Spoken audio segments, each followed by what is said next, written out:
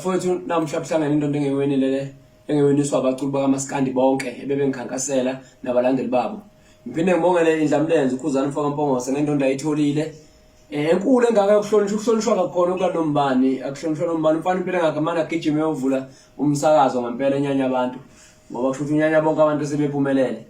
Kodwa ngibe-understand okwathi ungafike ushawa uDSD ngempama endlebeni, uphinde uzoshawa umavava ngempama endlebeni, uphinde uzokhothwa kuyo lo ndlebe ngeke ngaduma inkanda.